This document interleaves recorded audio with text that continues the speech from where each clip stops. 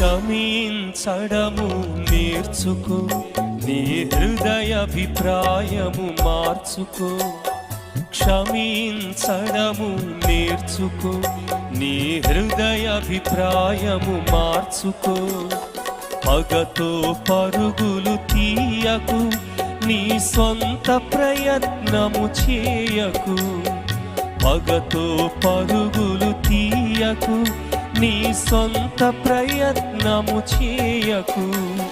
ప్రభువు నేర్పిన బోధ ఇది, పరలోకం చేరే మార్గమిది. ప్రభువు నేర్పిన బోధ ఇది, పరలోకం చేరే మార్గమిది. పరలోకం చే